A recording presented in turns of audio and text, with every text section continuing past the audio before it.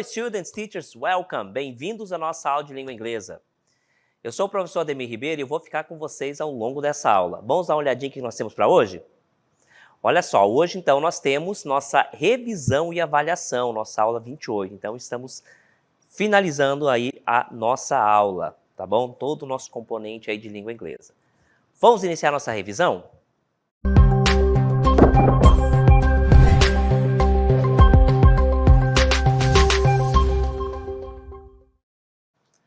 Então, o tema da nossa aula, né, nós vamos trabalhar aí tudo que nós vimos, né, nos últimos dias, né, nós estamos falando então de o inglês que é falado ao redor do mundo. Vamos iniciar falando então, né, do inglês falado ao redor do mundo. Isso vem muito ao encontro, né, do que nós já sabemos, que a língua inglesa ela é a língua franca. O que isso significa? A língua de comunicação, vamos dizer, universal, tá? Então, é com a língua inglesa que nós nos comunicamos com o exterior, tá certo?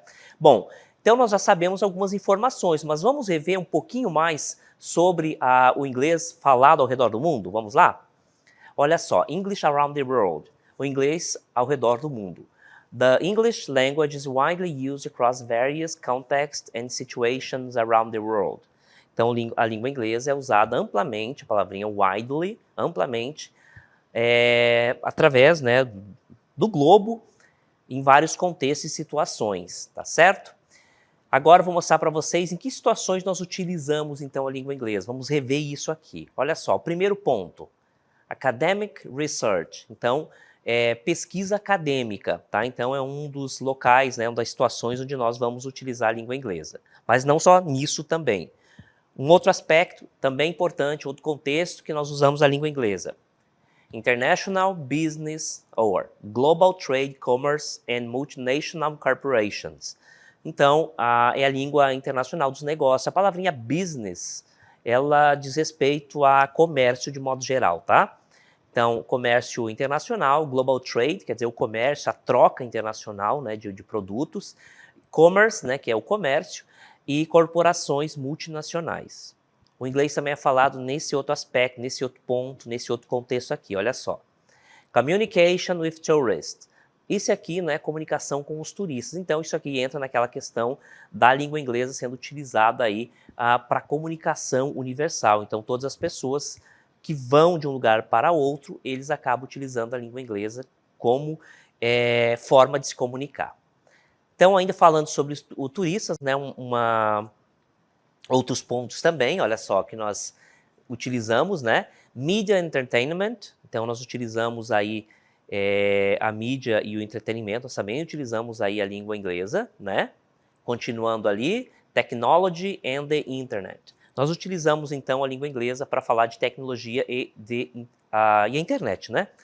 Quando nós falamos a língua inglesa como língua franca, então nós ampliamos aí, né, as situações de uso do idioma.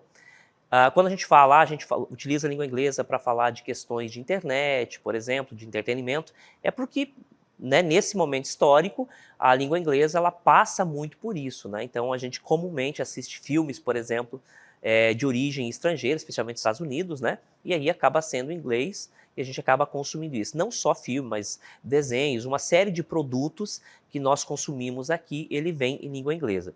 E a internet, ela nasceu, então, né, basicamente ali nos Estados Unidos, expandiu pelo mundo todo, mas a origem, né, desse boom, né, desse algo muito importante que nós temos hoje, que é a internet, ela nasceu, então, nos Estados Unidos e ela carrega em si vários termos que nós, por comodidade, utilizamos também em nossa língua, tá? Então, ela acaba introduzindo certas palavras, certos vocábulos ao nosso idioma. Tá bom? Então a língua inglesa ela se espalhou pelo mundo em várias situações, né? Aí a gente pode voltar de novo àquela questão ali dos estudos, né? Da questão acadêmica, né? Toda a grande pesquisa ela é produzida em várias partes do mundo, mas ela é publicada em língua inglesa para que todos tenham acesso, todos aqueles que querem, né?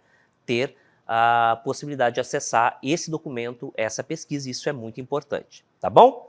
Bem, um outro termo que nós utilizamos, um outro ponto que nós trabalhamos foram os ordinal numbers. Ordinal numbers, então, são os números ordinais, tá? E esses números, gente, eles indicam ordem, né? Como o próprio nome já o define. Ordinal numbers. Ele vai, dentre outras coisas, indicar a ordem. Ele difere dos números cardinais. Números cardinais, então, é 1, 2, 3, 4, né? Em língua inglesa, 1, 2, 3, 4, e assim por diante. E ele vai indicar a ordem. E aí ele tem algumas características que nós também vamos explorar agora nessa revisão. Quando que eu utilizo os ordinal numbers? Ranking or order. Então, eu vou utilizar para ranquear ou para indicar uma ordem. Por exemplo, she finished in first place in the race. Ela terminou, completou a prova, seja lá o que ela estava correndo, a palavrinha race é corrida, prova, enfim, em primeiro lugar, tá? First é a abreviação, então, de o número 1 mais ST é a abreviação de first. Dates, também para falar de datas, tá? Em língua inglesa a gente utiliza o número ordinal, fifth. Nesse caso aqui, today is the 5th of October. É o 5º dia de outubro, tá? Então, em datas, a gente utiliza os números ordinais. Bem, o que eu já posso adiantar para vocês? Que para falar dos números, né, para a gente colocar a forma abreviada, a gente vai utilizar sempre assim, ó. Número 1, né, forma abreviada, first. Número 2, né, que é o segundo, second. Aí vou ter os dois últimos números, aliás, duas últimas letras. Terceiro, também. Third. E aí, a partir do 4, gente, eu já vou utilizar, então, TH, tá? Todos os outros números que indicam ordem vão ter terminação em TH, exceto 21º, 22º e 23º, que também segue esse mesmo padrão, tá?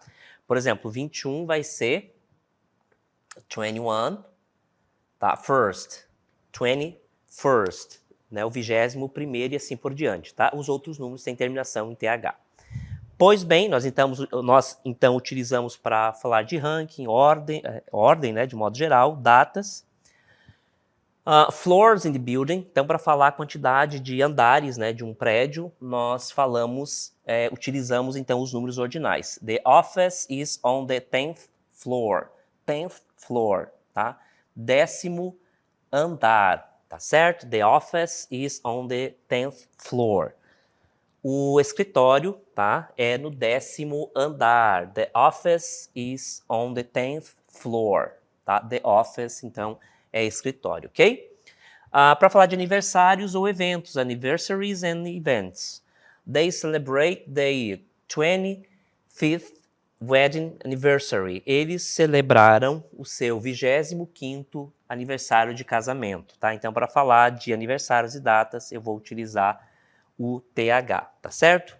O que chama bastante atenção é que eu reitero que para falar dias da semana, dias do mês, né, números, de datas eu vou utilizar o número ordinal. Por exemplo, dia 13 de outubro, eu vou utilizar então October 13th e assim por diante, tá? 1º de agosto, August 1st.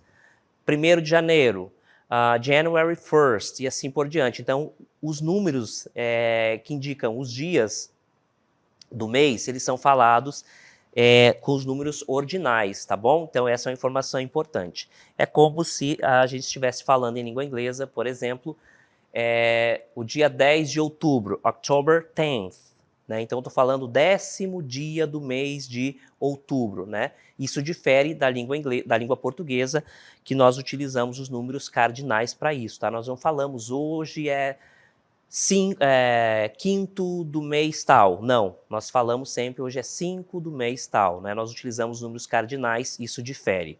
Lembrando que quando a gente vai trabalhar um outro idioma, é comum, tá? E não há nenhum problema quanto a isso. Às vezes as pessoas falam, quando tem que aprender inglês, tem que pensar em inglês e não sei o quê. Não, não é por aí. Nós temos uma língua intrínseca, né, a nossa, e ela vai sempre pautar em muitos aspectos a nossa pronúncia. E daí a necessidade de prática e de também querer aprender o outro idioma, tá? É meio que um mito que se cria. Quando a gente quer aprender um outro idioma, não tem como nós não compararmos as duas línguas. Então, por exemplo, um erro bastante comum assim de quem está iniciando o aprendizado de língua inglesa. Nós não utilizamos na língua inglesa o verbo ter. Por exemplo, fulano tem 15 anos. Nós falamos em língua portuguesa. Eu não utilizo o verbo have, que é ter, em língua portuguesa. Eu vou utilizar sempre o verbo to be para falar de idade, tá? Eu sempre vou colocar o verbo to be. Isso é uma diferença substancial, porque quando nós vamos falar, nós vamos transformar isso de forma automática. E aí a nossa língua vai prevalecer, porque a gente vai cometer ou falar com as mesmas estruturas que nós temos aqui. E às vezes nós acabamos errando. Isso é do jogo, isso acontece mesmo, e não tem como você colocar assim, eu vou pensar em língua inglesa. Bom, você pode até perder um tempo danado construindo frases na sua cabeça para falar corretamente. Também é uma forma correta de se agir. No entanto, né, a nossa língua ela sempre vai estar presente ali, a gente vai ter que estar sempre se adequando para compreender. Vocês já perceberam que na hora de uma leitura em língua inglesa, por exemplo, você vê que as palavras estão fora de ordem? Isso é comum. Como é que você não vai partir da sua própria língua para compreender a outra? Só que é um processo de reorganizar o texto. Isso é algo que a gente tem que aprender para dizer de fato que a gente sabe, que a gente está conseguindo compreender o que está escrito ali. Isso é parte do processo de aprendizagem. Então, aquela ideia de que deve-se pensar no outro idioma, ou pensar em um outro idioma, que é muito mais difícil ainda, é mais um mito do que qualquer outra coisa. Na prática, as coisas funcionam, a nossa língua ela acaba pautando. Claro que a gente tem que estar sempre ligado em melhorar, em se adequar àquela realidade ali, tá? Mas os números, por exemplo, os dias do mês, é um exemplo disso. Nós falamos números cardinais. Hoje é dia 1, hoje é dia 10 de janeiro. Língua inglesa não é dessa forma, eu utilizo os números ordinais, ok? Voltando para os números ordinais, de 1 a 10 agora. First, second. A pronúncia do second é second e não second, tá? Algo que é muito mais comum. Não que seja muito relevante, mas é importante saber. Então, first, second, third, fourth, fifth, sixth, seventh, eighth, ninth, tenth. Todos eles, repare, a partir do terceiro aqui, tá? São os únicos que mudam. Todos eles têm terminação, os outros, né, em TH, tá? Isso é forma abreviada. Então, se vocês verem um número com TH ou com duas letrinhas após ele, é um indicativo que se trata de um número ordinal, tá bom? As únicas mudanças, first, second, third. E aí, quando se repetirem ao longo das dezenas, eu vou utilizar esses mesmos números aqui, tá certo? Essas terminações sempre, ok? Por exemplo, 21, 22, 23 também vai seguir essa mesma dinâmica, tá? Os outros números terão terminação em TH. Uma vez mais, one more time. First, second, third, fourth, fifth, sixth, seventh, eighth, ninth, tenth. Uma das dificuldades também é a pronúncia do TH em língua inglesa. Ela realmente causa um pouquinho de problema, especialmente nos números ordinais, tá? Mas calma que também é parte do processo, aí a gente vai aprendendo com o tempo, tá bom? É uma pronúncia um pouquinho difícil, né? A gente tenta ali algo muito próximo do F, no caso do décimo. Tenth, tenth, né? É um som que você vai colocar a sua língua atrás dos dentes e ali vai sair um som mais esfregado. Tenth. Ele se parece muito com o F, mas também não é F, é muito próximo o som. É algo também da língua que a gente precisa se acostumar e aprender, tá? Não é algo impossível de aprender não, tá bom? Então, só que a pronúncia muda um pouquinho ali e é de fato um pouquinho mais difícil, tá bom? Mas a prática aí favorece bastante, a gente vai aprendendo com o tempo, tá bom? Por isso que a gente fala prática, prática, prática, mantenha-se em contato com o idioma. Um outro ponto que nós vimos também foram superlative form, a forma superlativa. Então, o superlativo é um grau do adjetivo. Nós temos o adjetivo, nós temos o adjetivo comparativo e o adjetivo superlativo. No caso superlativo, ele vai indicar uma qualidade que é impossível de comparar, ela é intocável, ou ela é melhor, ou ela é pior, ou ela é mais baixa, ou ela é mais alta, é sempre uma qualidade ao extremo, tá certo? Então, superlativo, superlative form, the most. Eu vou utilizar essa expressão, the most, para indicar que esse meu adjetivo, ele é um adjetivo longo com mais de 3 sílabas, 3 ou mais sílabas. Superlative form, the most. The superlative form is used to describe something as the highest degree or most extreme in a group. When using the most, it is typically for adjectives with 3 or more syllables, or for comparing more than 2 things. O que está escrito aqui, gente? O superlativo, a forma superlativa é usada para descrever alguma coisa como o grau mais alto ou o mais extremo em um grupo. Tá? Então, nesse grupo, ele é mais alto, ele é mais baixo, enfim, ele é o grau mais alto ou o mais extremo.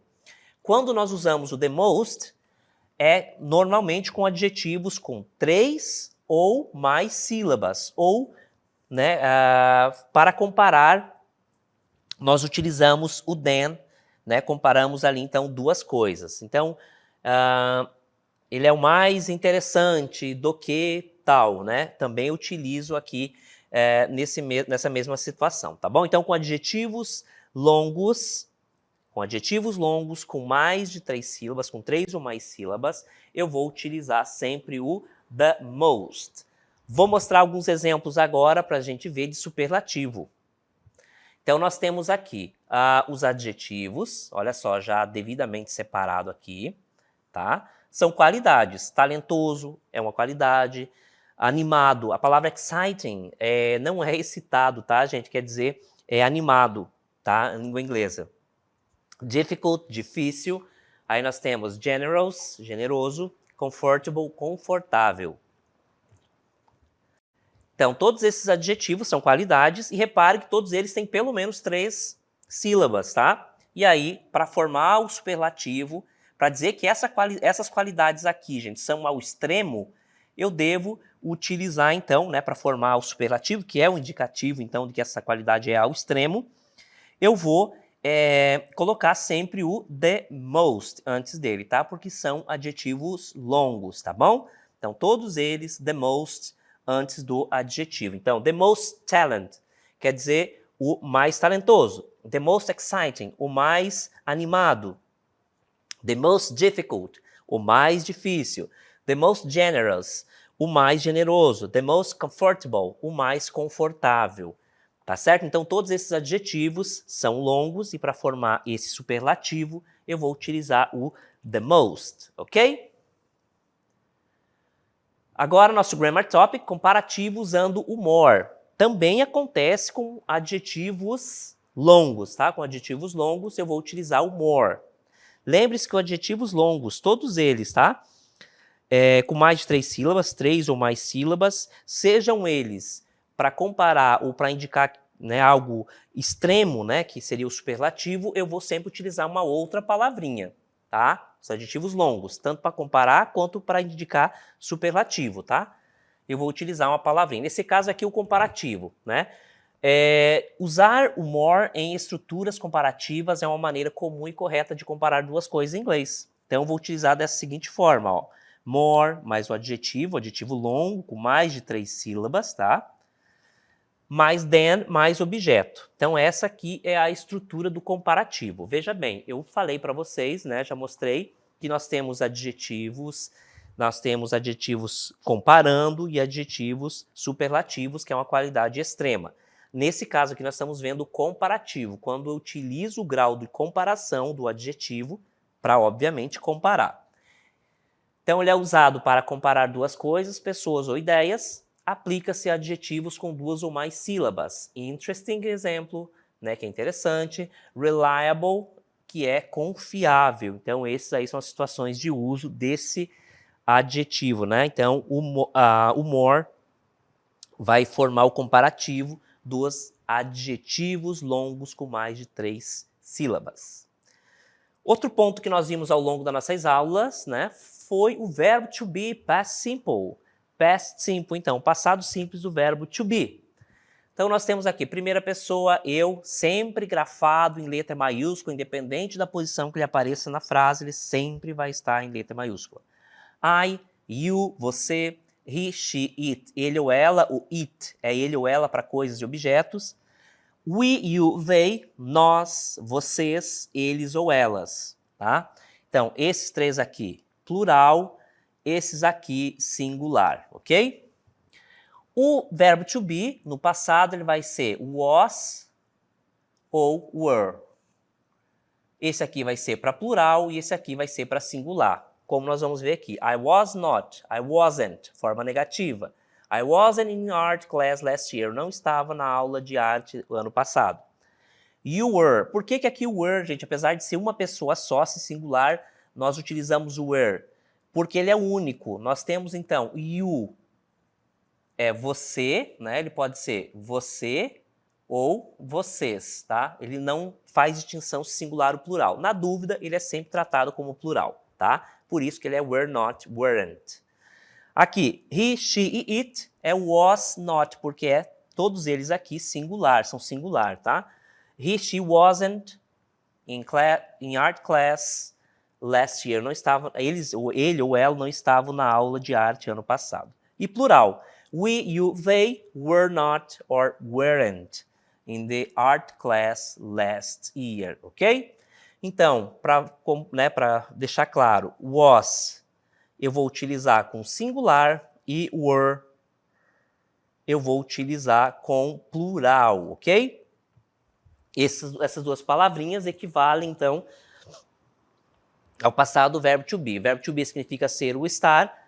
No passado, era, né, ou estava, tá? Na língua inglesa. E aí, lembrando que na língua inglesa, o verbo to be tem duas formas de passado.